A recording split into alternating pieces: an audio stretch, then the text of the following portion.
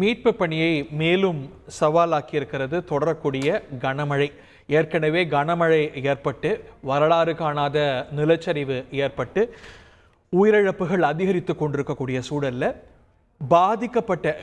கடுமையாக பாதிக்கப்பட்ட இடத்தையே இன்னும் மீட்பு படையினர் அடைய முடியாது இருக்கக்கூடிய சூழல்ல கனமழை தொடர்கிறது. இந்த சூழல்ல தான் கேரளால மட்டும் 8 மாவட்டங்களுக்கு ரெட் அலர்ட் விடுக்கப்பட்டிருக்கிறது என்பதும் குறிப்பிடத்தக்கது. இது பற்றிய மேலும் விவரங்களோடு செய்தியாளர் சதீஷ்மணி ஓர்டி. கேரளாவில் வரலாறு காணாத அந்த கனமழை, அதன் காரணமாக ஏற்பட்ட நிலச்சரிவின் காரணமாக கிட்டத்தட்ட உயிர் பலியின் எண்ணிக்கையானது 60ஐ தாண்டி சென்று கொண்டிருக்கிறது. இந்த நேரத்தில் இந்த சம்பந்தப்பட்ட இடங்களான மேப்பாடி, அதே போல முண்டக்கை, சூரல்மா, அட்டமாலா உள்ளிட்ட இடங்கள்ல நிறைய பேர் பாதிப்புகளை சிக்கி இருக்கிறதுனால அவர்களை காப்பாற்றுவதற்காக கடலோர காவல்படைக்கு சொந்தமான ஹெலிகாப்டர்கள் உணவுப் பொருட்கள், அதே போல பாதுகாப்புக்காக மீட்பதற்கான பொருட்கள் உள்ளிட்டவற்றுடன் இந்த ஹெலிகாப்டர் சென்றிருந்தது.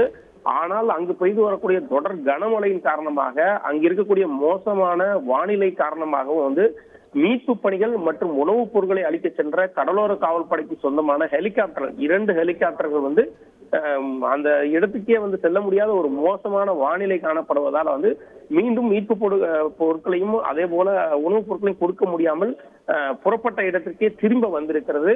தொடர்ந்து அங்கு மழை பெய்திருக்கிறது. ஏற்கனவே கிட்டத்தட்ட நேற்று 30 சென்டிமீட்டர் மழை பெய்ததன் காரணமாக தான் இந்த பெரும் நிலச்சரிவு ஏற்பட்டதாக கூறப்படும் நிலையில 2வது நாளான இன்றும் தொடர்ந்து கனமழை பெய்திருப்பதால் அந்த பகுதியே ஒரு போக்குவரத்து ரெஸ்கியூ பணிகள், அதாவது மீட்பு பணிகள், அதே போல எதுவும் கொண்டு செல்ல முடியாத ஒரு சூழ்நிலையாக ஒரு தனித்தீவாக்கப்பட்டது போல காணப்படுவதாக மீட்பு பணியில் இருக்கக்கூடிய அதிகாரிகள் தெரிவித்திருக்கிறார்கள்.